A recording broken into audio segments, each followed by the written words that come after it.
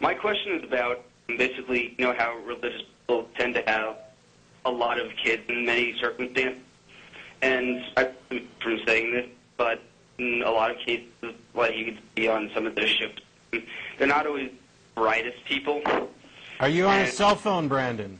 Yeah, am I breaking up? You're dropping it. Yeah, breaking up. I'll go ahead and hit your point, but I'm going to go ahead and drop the call. I'm sorry, but okay. There's no it's really rough. in college. I think I'm going to touch on this as a little bit too, but I do appreciate the call, and I'm sorry we got to drop it. I don't want to make an absolute rule, no cell phones, but it is cell phones that tend to have the biggest problems with this, and it's got something to do with nothing wrong with cell phones. I think it's communication. just we got to have good connection. It's just that simple. I'm going to roll my disagreement with you in part into a disagreement with Brandon, and it's not. Brandon was saying that, you know how religion encourages people to have lots of kids generally. No, I don't know that. I mean, really. Sure, Christianity says be fruitful and multiply, but I don't know that most Christians are having passels full of kids, nor are they encouraged to.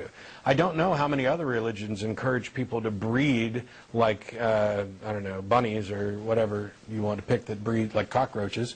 It just so happens that if you find somebody who has decided to have a butt-ton of kids, a metric butt-ton of kids, a quiver full, a basket full, a barrel full of children, the odds are very good that they're religious. However, we're still talking about really, really wild exceptions to the rule. It's not like, you know.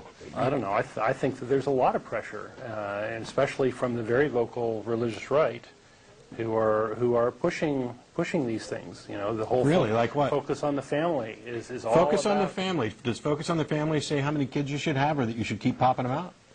No, it's sort of part of their mantra is to have lots of kids and bring them up in the church. I've been to Catholic weddings where they said just that. It's like, you know, go make a lot of babies for Jesus.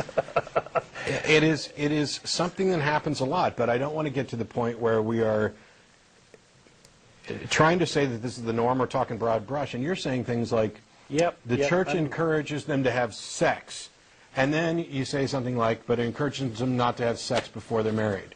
Okay, actually what you were saying was religion. Religion wants, religion does. Okay. Religion doesn't want or do anything. All right. And no one church wants or does anything. But you also said things like they need to trick people into not having abortions. Nonsense. Oh, there's a lot of laws focused but on you don't have to issue. trick people into not having abortions. The general... No, I said to trick people into getting pregnant, so that then they have these consequences.